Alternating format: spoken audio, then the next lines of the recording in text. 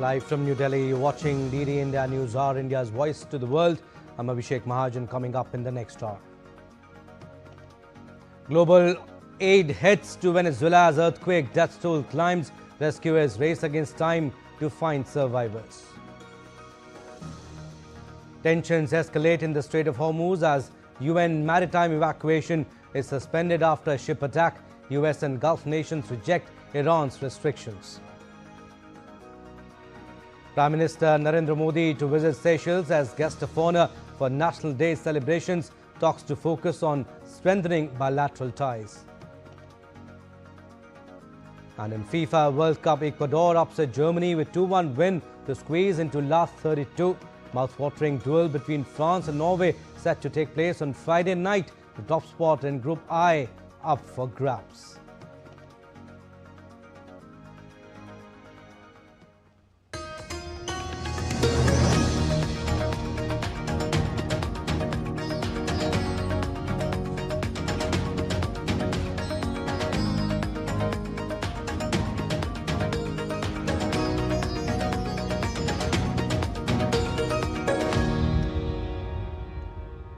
Offers of rescue support, aid and condolences poured into Venezuela on Thursday after two powerful earthquakes left at least 235 people dead and over 1,500 injured. Interim President Delcy Rodriguez said United Nations certified rescuers will help search for quake survivors. Mexico dispatched a military team of rescuers and medical personnel to Venezuela and would send further assistance if necessary. Brazil announced the dispatch of a field hospital to Venezuela as well as 36 firefighters and several rescue and communication specialists via 2 flights. El Salvador's President Nayib Bukele said he had ready 300 rescuers and paramedics and 50 tons of equipment, medicines and basic supplies. Spain and France were sending dozens of specialists and Germany promised 6 military transport planes. Switzerland mobilized 80 personnel, 8 rescue dogs and 18 tons of equipment to be sent to Venezuela as soon as possible. Dutch announced the €2 million aid package to deploy a search and rescue team, while the Czech Republic said its team was preparing to fly in. The International Federation of Red Cross and Red Crescent Society said it had released $2.5 million to support recovery efforts. The United States said it was deploying 2 warships, transport planes and helicopters and mobilizing $150 million in aid. Cuba, Chile, Colombia, Argentina, Costa Rica and Uruguay also expressed solidarity, while Ecuador and the Dominican Republic both said they had readied aid to send. Now, Japan's northern region was also hit by a powerful 6.9 magnitude earthquake on Thursday, shaking parts of the country including Tokyo. Authorities reported no casualties and issued no tsunami warning, while only minor damage was reported in the affected areas. The quake struck off Iwate Prefecture at a depth of 50 kilometers, leading to temporary disruptions in some bullet train services. Officials have urged residents to remain alert for possible aftershocks as damage assessments continue.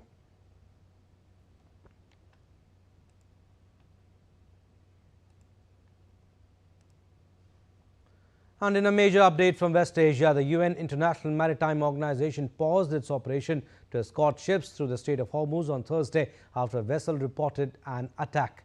British Navy agency UKMTO informed that the cargo ship was hit close to Oman by a projectile hours after Tehran warned vessels against taking routes that it had not approved. The ship was identified as the Singapore-flagged Ever Lovely. The IMO was helping to get hundreds of stranded ships and thousands of seafarers out of the strait, where they had been stranded for months since the start of the war in late February. The IMO said the ship involved in the suspected attack was not part of its evacuation program. The initiative, which was launched on Tuesday, was a voluntary option for ships and their crew to sail out of the Gulf using 2 routes, one via Iranian waters and the other via Omani waters, with US oversight, the IMO said this week. Iran had fired on the ship, while Iran's Persian Gulf Strait Authority, which Tehran established to manage requests for ships to travel through the strait, said vessels outside routes it has set will not be guaranteed safe passage. Earlier, Iran's Revolutionary Guards has said that safe passage through the strait would only be possible through routes designated by Iran, adding that it would take action against vessels that failed to comply. The Revolutionary Guards also ordered 2 Panama flag ships to change course on Thursday.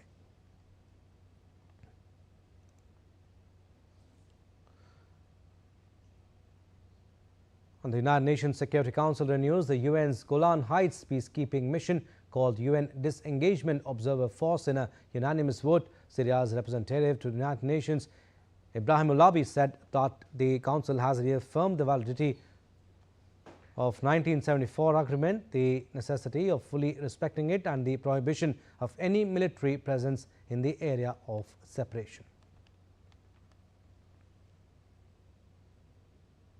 And moving towards Israel-Lebanon issue, Israel said its forces will maintain an indefinite presence in established security zones across southern Lebanon, Syria and the Gaza Strip.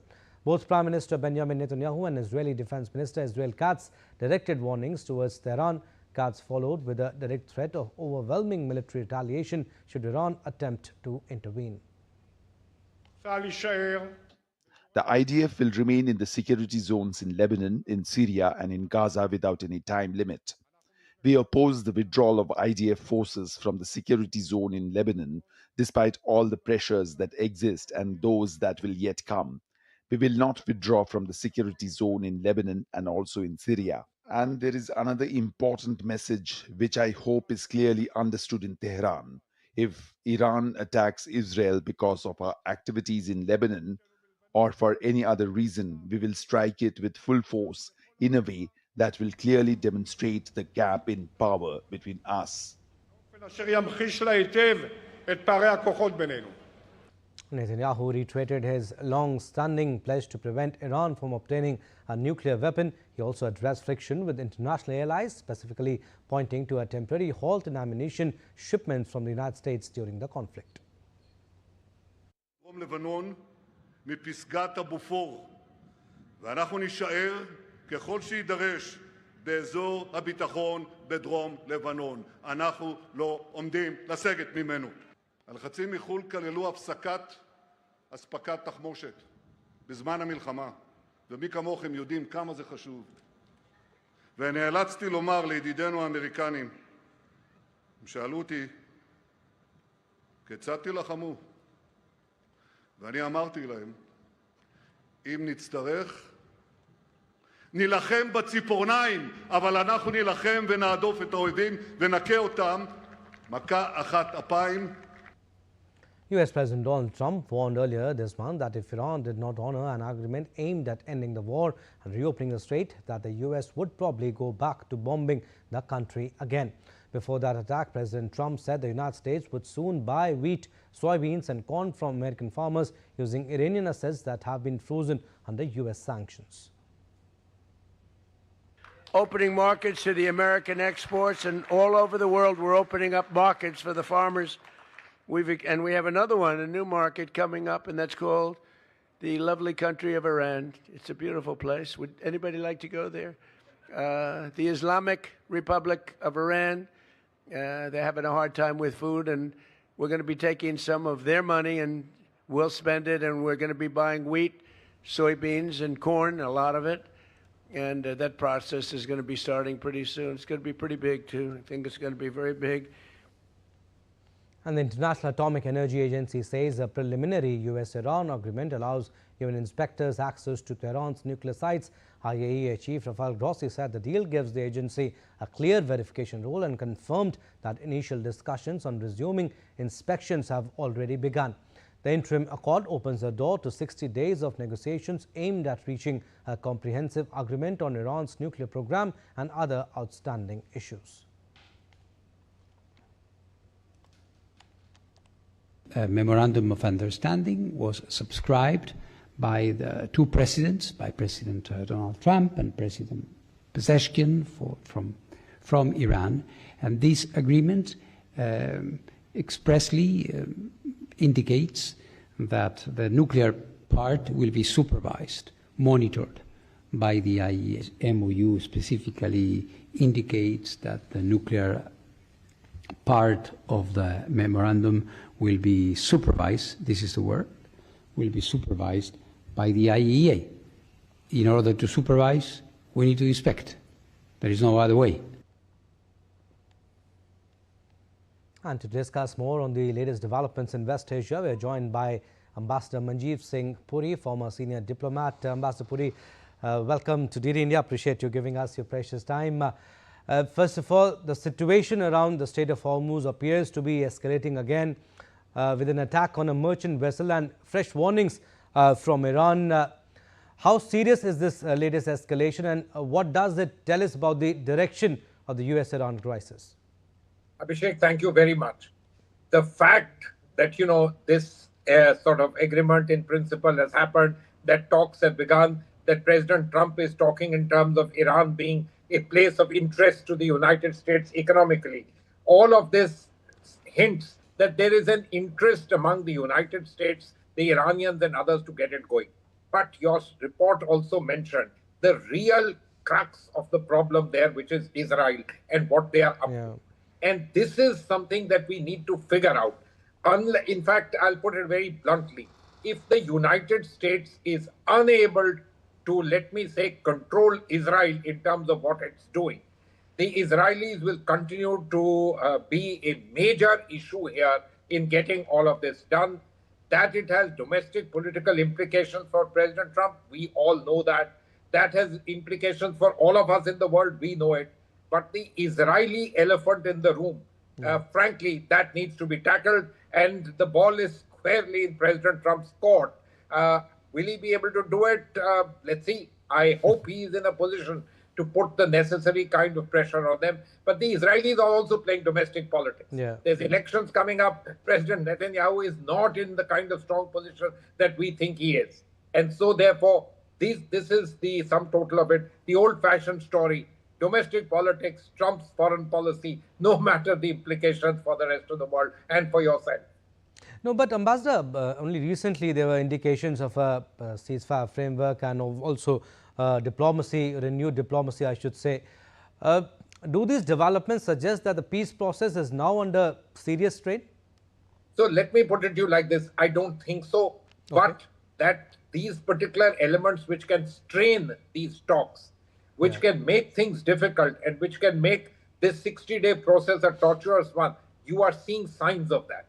And the critical sign of that is the Israeli belligerence and, of course, the Iranians, for their own reason, who say that, you be belligerent, I will also try and do what I can.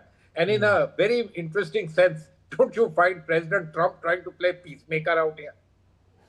But Ambassador, I mean, since you're talking about Israel, it has said it will maintain security zones in southern Lebanon, Syria, Gaza. They are creating problems. Could this complicate efforts to reduce tensions across the wider region? Of course it will. And without any doubt, they are the reasons for all of this happening. There's absolutely no doubt. I think we should be crystal clear about it. They may have, do they have these needs? I don't think so.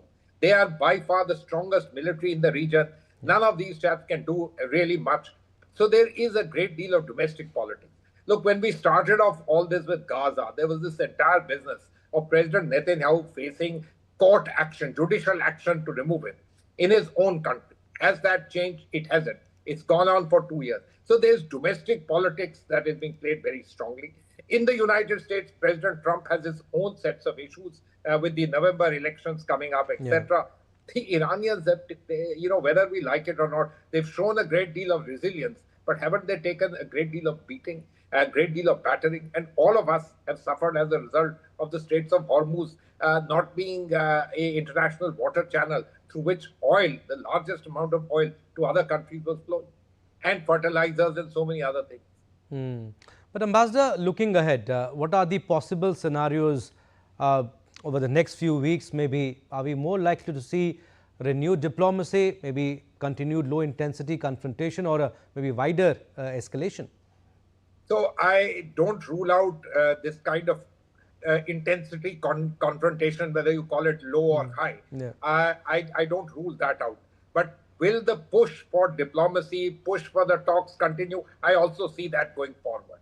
And then, as I said, at the end of the day, the Iranians will look at these things in their own way. But frankly, it will be a question of the United States being able to bring about a certain amount of quietus in terms of Israeli action.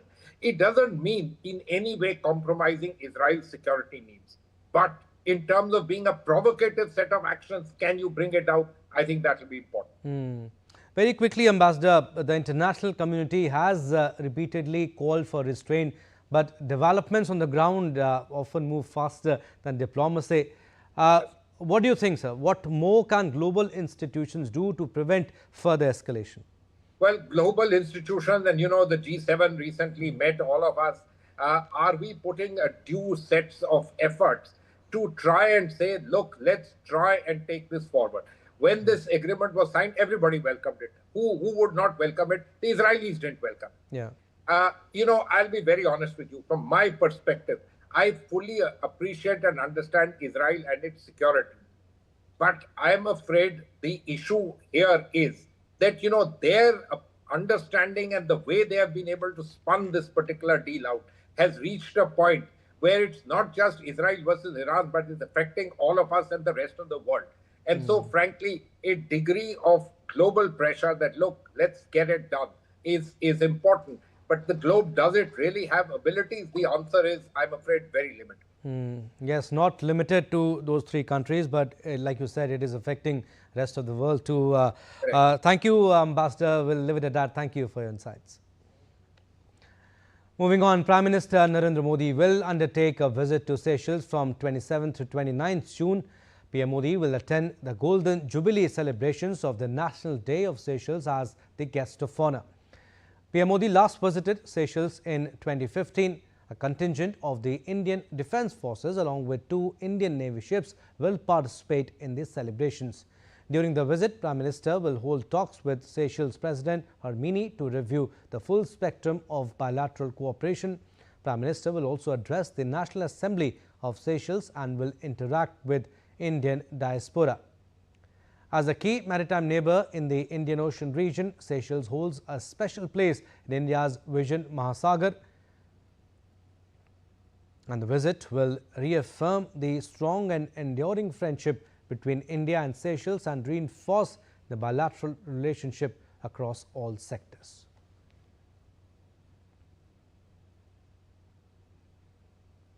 So, India and Seychelles share deep historical, cultural and people-to-people ties backed by a vibrant Indian diaspora and a strong commitment to democracy, rule of law and maritime cooperation. DD India's Munmun Bhattacharya spoke to Rohit Ratesh, High Commissioner of India to the Republic of Seychelles, on the upcoming visit of the Prime Minister. Take a listen. Mr. Narendra Modi is set to arrive in Seychelles soon. So what should we expect from this visit, and where do India-Seychelles ties stand currently? To talk about that, we are being joined by Indian High Commissioner to Seychelles, Rohit Ratesh, His Excellency. Such a pleasure to have you, sir, on DD India. We know that this is a landmark year for both India-Seychelles because this is the 50th diplomatic year anniversary, and this is also the 50th Independence Day for Seychelles. What does this visit send out as a message to the world on the kind of importance India places on Seychelles? Thank you, Munmun. Thank you for doing this. It's a privilege for me to be on DD India. We stand here a few days away from the Prime Minister's visit to Seychelles. He arrives here as the guest of honor for the 50th anniversary of independence celebrations. It's a landmark occasion for any nation, and Seychelles as well. India and Seychelles have a very long-standing and deep ties of history and kinship, which precede 50 years of diplomatic relations. In fact, the founding of this country, French colonists had brought 5 Indians along with 8 African slaves in 1770. So our relationship is steeped in historical ties, ties of cultural affinities and kinship, and we also have a shared geography, which is the Indian Ocean region. So these are the anchors of the relationship. India and Seychelles also happen to share values, common values of democracy and the rule of law. And we also have a presence of a significant number of Indian diaspora members here in Seychelles for a long time, who have contributed to the socio-economic progress of both countries and are a living bridge between our nations and strengthen this partnership. Prime Minister's visit, as you mentioned, happens at a very historic occasion in Seychelles' own history. They are celebrating the 50th anniversary of independence. It also happens on the opportune occasion of the 50th anniversary of diplomatic relations. I would say that this is the second visit of Prime Minister. He had visited once in 2015. And it has been 11 years since, and both nations have changed much, but the anchors that hold our partnership together have remained the same. We look forward to having the Prime Minister here. The Indian diaspora as well is very excited to receive him, and we also thank the government of Seychelles for extending this invitation to Prime Minister Modi to be the guest of honor. It is an honor for all of India, and we look forward to also a very productive bilateral visit. So you've given us a broad overview of the relationship. Tell us what will be the engagements of the Prime Minister during the visit, and broadly speaking, what are the outcomes that we are looking at? Prime Minister arrives here on 27th June, early afternoon. He will be received by the President and members of the Cabinet on arrival. We also look forward to having the presence of the Indian diaspora at the airport to receive him with cultural elements thrown in as well. Thereafter, I think the Prime Minister and the President will travel to the Seychelles National Botanical Garden, and they will jointly plant a sapling of Coco de Mer, which is the national tree of Seychelles. This is endemic to Seychelles. It's also a national symbol for Seychelles. They will also have the opportunity to interact with the giant Aldabra tortoises at the garden. Again, endemic to this country. Probably the oldest living animals anywhere in the planet. They are a symbol of Seychelles as well. And the President hosts them for dinner later in the evening on the 27th. On the 28th, which is the main day of the engagement, he will meet with President at the State House. They will have bilateral discussions on all issues of mutual interest, try and find ways and means to expand and strengthen an already strong relationship, an already deep relationship, find new areas of cooperation and solidify and crystallize the existing streams of cooperation as well. Prime Minister will make press statements after those engagements, and so will the President. And after that, the Prime Minister is going to make a historic address to the National Assembly. He will be the first Indian Prime Minister to do so. And we greatly look forward to that occasion, which is indeed an honor for both countries. In the afternoon and evening, he will have bilateral meetings again, and he will also attend on 28th June evening the National Day celebrations, the 50th anniversary of Independence Day celebrations, which the whole nation of Seychelles looks forward to, along with the President of Seychelles as the guest of honor. So that is broadly the engagements. On 29th, he will also be having multiple interactions with the Indian diaspora before he departs back for India. During President Patrick's visit to India recently, we know that an economic package was announced by India of $175 million. Do we now know where that kind of support will be directed, and what is the impact that we are looking at? To take a step back, Munmun, I think the last 9 months in the India-Seychelles partnership has been intense and very productive. When the new government of Seychelles was sworn in October 2026, Vice President Shri C.P. Radhakrishnan had visited Seychelles to mark that occasion. In a few months after that, in February 2026, President Dr. Patrick Hermini made a landmark state visit to India. It was his first state visit abroad after coming to power. He had extensive bilateral discussions and engagements with the Prime Minister, and numerous outcomes and announcements were made. And one of the signal announcements made was the $175 million special economic package that you just spoke about.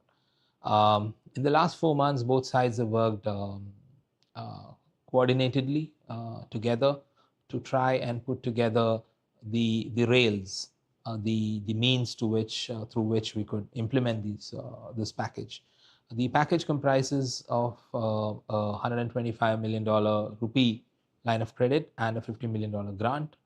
The projects under the grant component have already been received, and some of them have already been completed.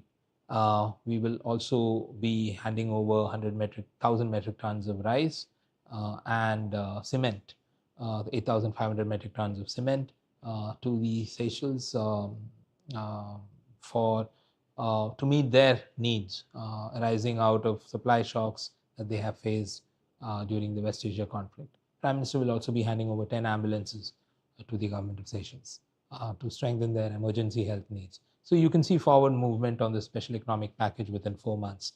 You will also see, I would say, movement on the line of credit component of the economic package. The Seychelles sides wants to invest in its social housing and its e-mobility. India has been deeply invested in the past in the public transport sector of Seychelles. We have donated buses, they have purchased buses from India for the public transport in the past as well. Right now, what we are looking at is gearing towards e-transition in mobility and to see how we can supply them with e-buses. Seychelles, as you may be aware, is a leading voice on climate change and sustainability. So to strengthen those credentials and to improve their public transport system, India will step in with this line of credit and also to meet their needs on social housing. It's interesting that there is so much cooperation happening over the years when it comes to development partnership. India assisting Seychelles a great deal with grants as well as with lines of credit.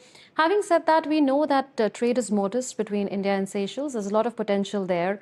Tourism is growing. I was seeing the figure 75% increase in tourist inflows from India to Seychelles in 2025. What more can be done? What are some of the practical steps that are being considered to boost trade, investment, private sector partnerships, etc.?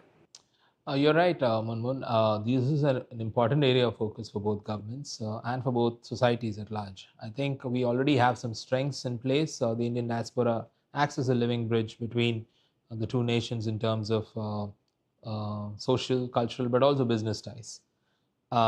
Building on those strengths, I think in the future we need to reflect on probably a stronger economic partnership, and this will be discussed during the visit of the Prime Minister.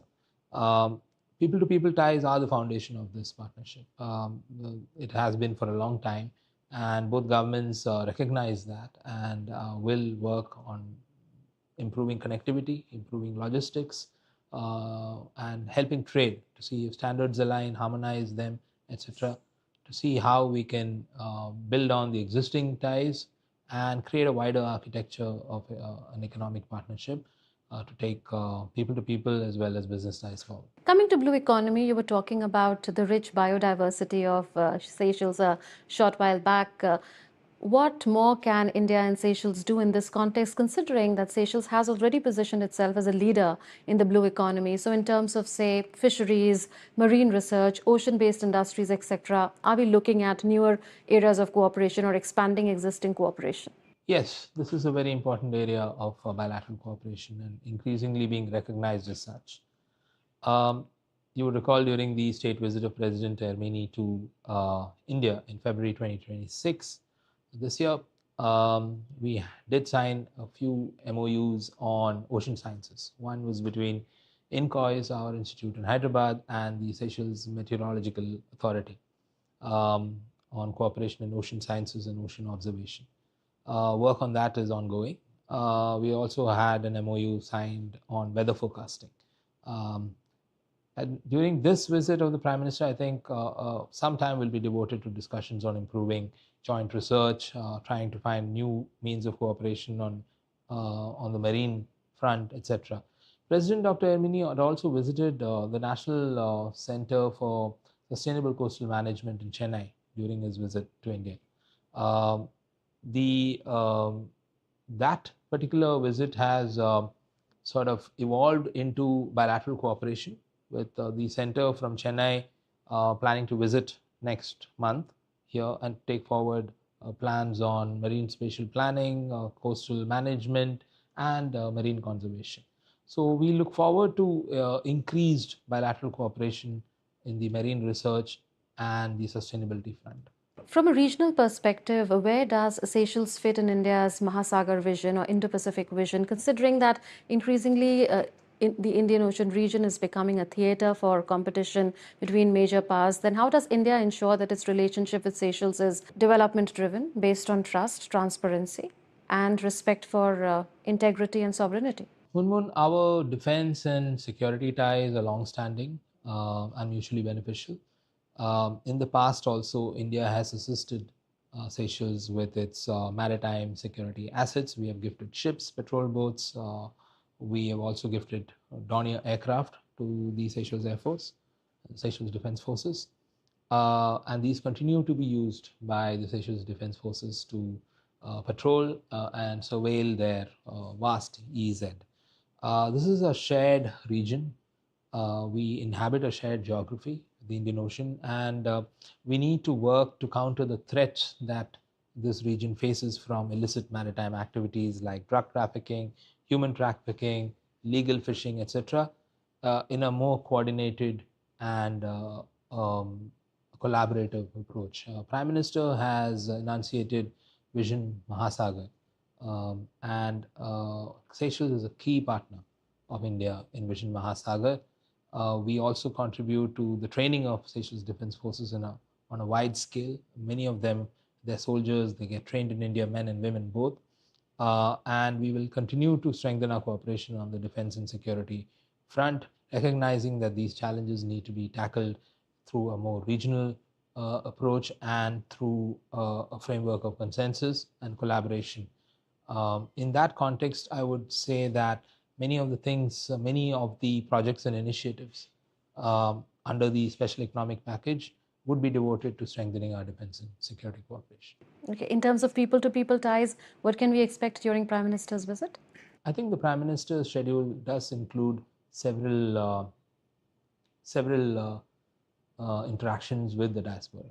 I think the diaspora here is very excited about it, and they look forward to meeting and greeting the Prime Minister at various occasions. You will also see that the diaspora and the local Seychelles artists are also present at various occasions to welcome the Prime Minister now that it's a state visit, at various interactions, including at the airport on arrival and maybe at the hotel as well. So yes, the people-to-people ties, that aspect of the relationship will be foregrounded during the visit and during the discussions also between the two leaders. I think this is one area which will have a lot of focus, receive a lot of attention from the leadership, including through improving business ties, including through improving logistics for bilateral trade and for air and sea connectivity. We'll leave it at that. Thank you, High Commissioner, for speaking to us on DD India. You're welcome. Thank you for the opportunity. Pleasure. So that was an exclusive conversation with the Indian High Commissioner to Seychelles ahead of Prime Minister Narendra Modi's state visit to this island nation. With cameramen Anil Thakur and Mohit Joshi, this is Munmun Bhattacharya from Victoria in Seychelles for DD India. Defence and maritime security cooperation lies at the heart of India's vibrant partnership with Seychelles. What are the key pillars of this cooperation, and how could Prime Minister Modi's visit further strengthen this critical dimension of the relationship? DD India's Munmun Bhattacharya spoke exclusively with the Chief of Defence Forces of Seychelles, Major General Michael Rosett, in Victoria. Take a listen. India considers itself and positions itself as the net security provider in the region. From a practical perspective, what does this really mean for Seychelles? It's mean India is a strategic partner for us, because without India, it would have been difficult for us to maintain a presence within the Indian Ocean area, ensure that trades continue to flow and other related activities continue to grow in the region. And of course, the idea of His Excellency, Mr. Modi of Saga, is very important. We take it very seriously. We have worked a lot with India in terms of Mahasagar. We were one of the pioneers to discuss this issue with India, and we have put in place many initiatives which has led to regional countries coming together and patrolling the EZ on a common ship, which was provided by India. Now it's this year was the second cruise that was done. And of course, we have seen this as not just increase the capacity for India to assist countries to patrol the EZ and secure the maritime zone, but increase the friendship and camaraderie amongst the Indian Ocean countries. And I think India has played a very great role in that. Looking forward, what are your key priorities when it comes to modernizing your defense capabilities? What role is India playing in there, and is technology being integrated more and more into the process? Yes, thank you. And of course, because we are looking for the future in terms of more new technology, and the technological world is developing so fast. And by the time you try to acquire one equipment, there's a new one coming out. But for the future, for Seychelles, we have already in mind what we think will be the best option for us to be able to secure our maritime zone and our land area. We're thinking of things such as drones, UAV, which can stay in the air for a very long period so that they can detect any illegal activities. We're also looking into unmanned vessel that can stay out at sea for many days and also work in partnership with the drones so that they can detect any illegal activities.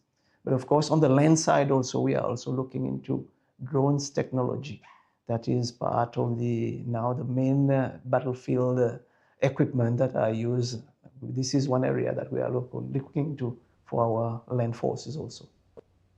In terms of the defense and security partnership between India and Seychelles, what is the one thing that has worked the best, and what is the one thing that requires strengthening? We need to strengthen our day-to-day communication and intelligence also.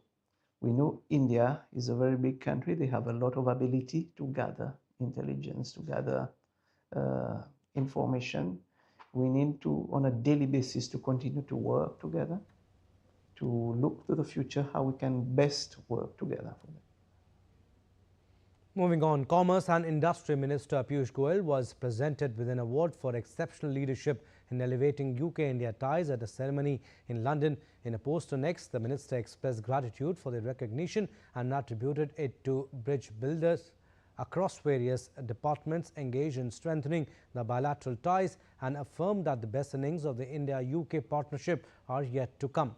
He further congratulated the other award winners for contributing to boosting the relations between the two nations. The minister further hailed India-UK trade deal and double contribution convention coming into effect on July 15 as the fastest implemented trade deal in British parliamentary history.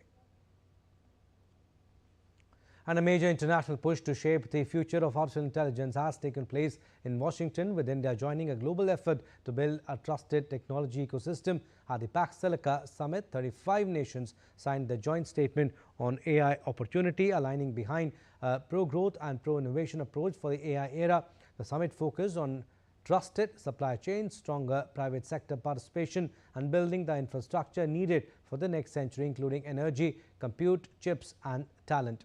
India played a prominent role in the summit. Ambassador Vinay Mohan Quatra, Ministry of Electronics and Information Technology, Secretary S. Krishnan, and U.S. Deputy Under-Secretary of Commerce Bill Guidera addressed Indian and U.S. companies working on chips, critical minerals, and AI at a closed-door roundtable organized by the Indian Embassy. Discussions focus on reducing investment barriers, strengthening demand signals, and expanding AI collaboration across frontier and application areas.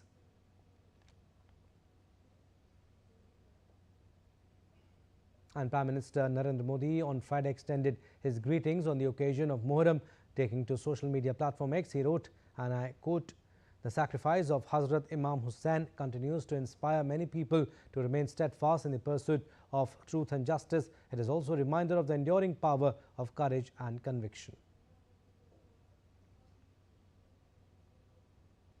Indian government is intensifying its campaign against drug abuse. Union Home Minister Amit Shah on Friday chaired the 10th high-level meeting of the Narco Coordination Center at Vigyan Bhavan in New Delhi. The meeting reviewed nationwide efforts to tackle drug trafficking and substance abuse and deliberated on a strategy for the next 3 years, along with actions taken so far against drug abuse.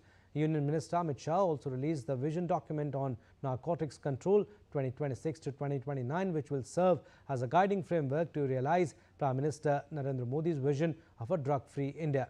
The Home Minister said that drugs are not only a public health issue but are also closely linked to internal security. Narcotics के खिलाफ लड़ाई के ऐसे नाजुक मोड़ पर खड़ा है। आने वाले 3 साल तय करने वाले हैं कि नशा हम पर विजय प्राप्त करेगा या हम नशे पर विजय प्राप्त करेंगे। मादक पदार्थों की समस्या केवल कानून व्यवस्था और सार्वजनिक स्वास्थ्य का मुद्दा नहीं है।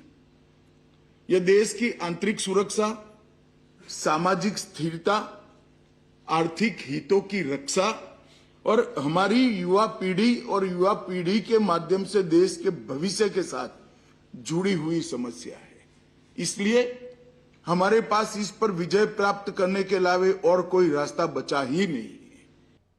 Now, India-France ties continue to grow stronger, with both countries encouraging greater cultural and economic exchanges and reflecting the spirit of cooperation. The India-France Association organized Asia Connect Forum in Paris to create a bridge between Asia and Europe. DD India's Rohini Gosavi files this report. And France are strengthening their partnership in various sectors like culture, innovation, education and business. Building on this growing cooperation, Asia Connect Forum organized that brought together the artists, designers, diplomats and entrepreneurs from across Asia and Europe. More than 10 embassies from Asia took part in the forum. Countries including India, Sri Lanka, Vietnam and Thailand showcased their cultural heritage through traditional dance and music performances, fashion shows and culinary presentations. Event aims to serve as a bridge between Asian creativity and European markets, creating opportunity for collaboration in culture, fashion, trade and investment. The vision of this event is to bring different Asian countries together in Paris, in France, and to build and strengthen the relation between Asia and Europe. The forum also served as a meeting point for investors, business leaders and creative professionals, encouraging dialogue and collaboration between Asian and European partners. With such events, we are trying to bind the communities together. We are trying to build a relationship which is going to go in for a long benefits in future. We are part of Indian Conservatory of Paris, bringing Indian classical music today here at this event, and it is a great honor to represent Indian classical arts here in front of dignitaries, diplomats, and many creators here who are building bridges to connect India and France, or even Asia and France, as part of Asia Connect Forum today. In the first edition of Asia Connect Forum, organizers succeeded to brought vibrant response. Have a lot of things in terms of culture, in terms of fashion, in terms of food. So this is iconically for the fashion. So we are in the heart of Paris 16. So this evening will be a very proud moment for Indian and Asian people. So they broadened their vision in culture, and they took the whole span of Asia. So it was very culturally awakening, and I like this concept. I love the event, and I really like the fact that all different regions of Asia, countries of Asia are represented in costumes. We can see, and also there's something that's very interesting, that I could see Indian roots in every costume, and someone also explained to me that it comes from India. That the roots of every costume, even Vietnamese costume, comes from India, and that's very interesting, something I didn't know. As Asia and Europe look to deepen their engagements, initiatives like these are helping build stronger connection through culture, creativity and collaboration. The event highlighted the growing role of cultural diplomacy in strengthening international partnerships.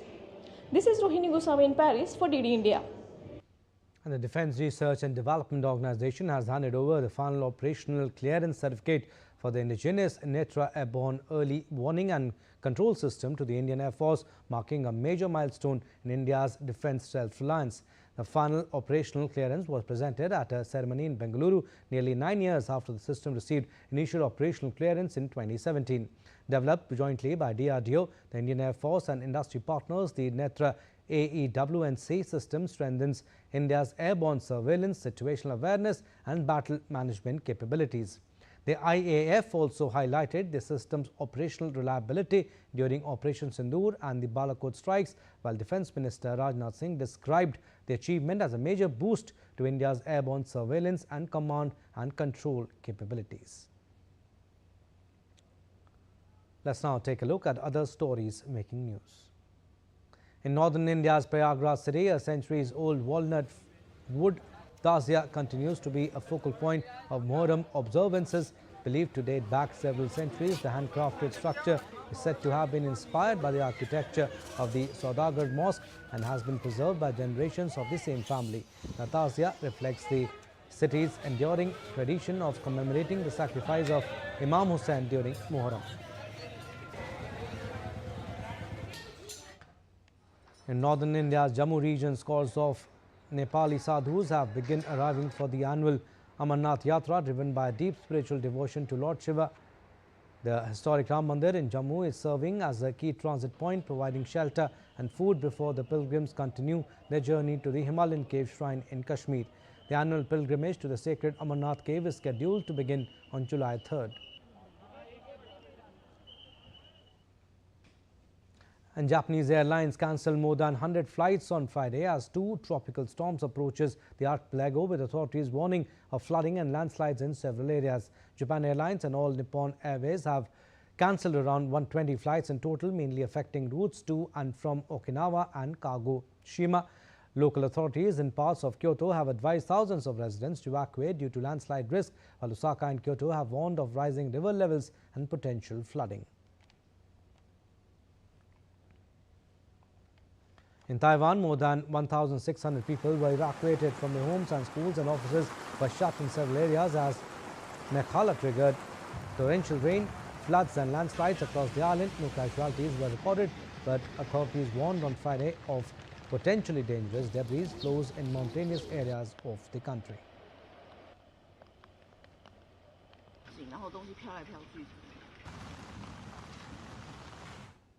A record-breaking heat wave is sweeping across Western Europe, and scientists say it would have been virtually impossible without human-caused climate change. According to the World Weather Attribution Group, nighttime temperatures are now about 100 times more likely than 2 decades ago. Scientific analysis suggests the heat wave may be the most severe ever recorded in the region studied, with global warming significantly increasing the intensity and frequency of such events. Out of more than 800 European cities analyzed, 45% have already recorded or are expected to reach their highest late June heat stress levels. Scientists say heat-trapping emissions from fossil fuels have raised global average temperatures about 1.4 degrees Celsius above pre-industrial levels.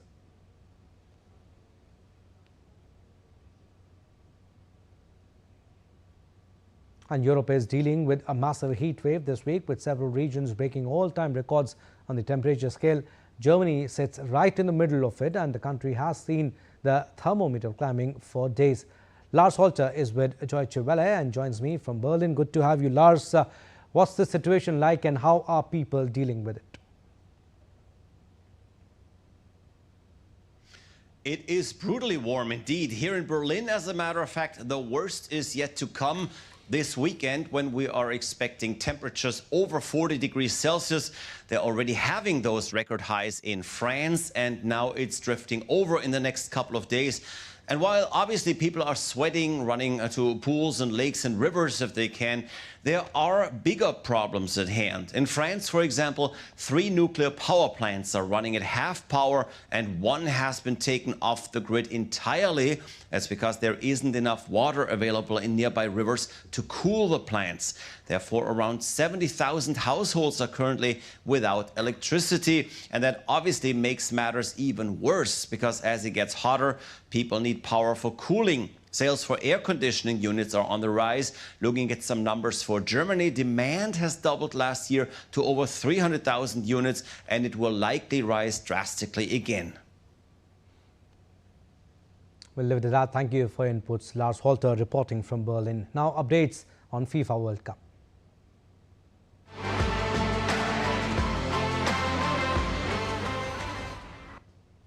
A mouth-watering duel between in-form goal scorers Kylian Mbappe and Erling Haaland will take centre stage at the World Cup on Friday as France face Norway in a crucial Group I decider on Friday night. Mbappe and Haaland have started the tournament in blistering form, neck-and-neck on 4 goals apiece in the race for the Golden Boot, just behind leader Lionel Messi on 5. The two forwards will meet in a heavyweight collision at Foxborough outside Boston, with top spot in the group up for grabs. France, who looked majestic in swatting aside Senegal and Iraq, hold a slight advantage with their superior goal difference, meaning they need only a draw to clinch first place in the group. but the Norwegians have been equally impressive, routing Iraq 4-1 in their opener before beating Senegal 3-2 on Monday. Now, Australia qualified for the World Cup knockout rounds after battling to a 0-0 draw with Paraguay in Santa Clara to claim second place in Group D. Australians, who defeated Turkey in their opening match before losing to the United States, were never seriously threatened on their way to securing a point to reach the last 32 in Northern California. It marks only the third time that Australia have advanced beyond the group stage in 7 appearances at the World Cup. The draw also left Paraguay firmly on course for the knockout rounds as one of the 8 best third-place teams in the group stage.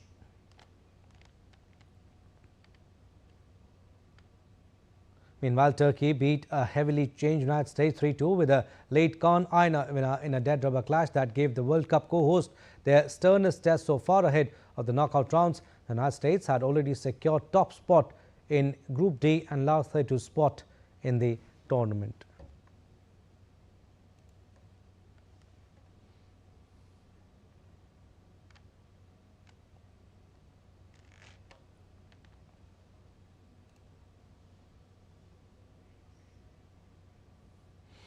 In another game, Ecuador kept their World Cup campaign alive as Gonzalo Plata's winner completed a memorable come-from-behind 2-1 victory over Germany to send them through to last 32. All right, Suchitra Bhardwaj joins us to talk more on FIFA World Cup games. Hi Suchitra, let's begin with the biggest upset of the day. Ecuador have stunned Germany to book their place in the round of 32. Germany took the lead inside 2 minutes, but Ecuador staged a spirited comeback. Take us through this remarkable result. Yes, Abhishek, good afternoon. Another upset in this World Cup, and we can say that Germany were a little sluggish because they were already through, but in a tournament like World Cup, even if the match is not really important for you, you should not be sluggish. And in fact, the first goal scored by Germany, that Sané's goal, that is also controversial because there was a lot of protest from the Ecuador side because they thought that that goal should not have been allowed, but yes, full credit to Ecuador, the way they have played. And you know, Ivory Coast, they have made it to the round of 32 for the first time, and for Ecuador also, this is only the second time in the history of their football that they have made it to the knockout stage of a football World Cup. So a memorable performance for them, because you know, you have made it to the round of 32, you have defeated 4 times champion Germany. So this win will prove to be a big milestone for the Ecuador fans, for the players and for their fans, because the kind of celebration we saw when Plata scored that winning goal for Ecuador, it shows what it means for Ecuador, for their fans. And football World Cup is always remembered for matches like these, for moments like these. So yes, a big upset and a win to remember for Ecuador. Abhishek. Absolutely. Yesterday also, Suchitra, like you mentioned, South Africa, Bafana, and now Ivory Coast have scripted history by reaching FIFA World Cup knockout round for the first time. How special is this achievement for African football? Very special, Abhishek, because we know that once Didier Drogba and Yaya Toure, they were playing for Ivory Coast, and when those stars were there at that time, Ivory Coast could not achieve what they have achieved today. So it's a very big achievement. They still have the firepower, the stars, but yes, it's a big achievement for any nation. And 20 years after making their debut in Football World Cup, they have made it to the round of 32, to the knockout stage for the first time. For the first 3 editions, they were not able to clear the group stage. In the first 2 editions, they got a tough group, and third time, you know, Greece scored that goal in the 93rd minute. So they were very unlucky. They lost that match 2-1 and could not make it to the knockout stage. and in the last 2 editions, they were not able to qualify for the World Cup. So imagine a team that has not played in the last 2 editions of a World Cup. They were not able to qualify, and all these players, they are taking part in the World Cup for the first time. A young squad that is playing their first World Cup and creating history, making the former stars, making Drogba and Yaya Toure proud that Ivory Coast has made it to the knockout stage of a football World Cup for the first time. It speaks so well for their football and the kind of legacy that they carry forward, and whatever team they face in the next round, it will be interesting to see, because you know these teams, they have made it to the knockout stage for the first time. They would like to take their journey forward. They would not like to stop right there. So it will be interesting to see how they fare in the knockout stage, because that will be a new experience, a different experience, a first time experience for them. Absolutely, Abhishek. and big game today also between France and Norway. We'll leave it at that. Thank you for input, Suchitra.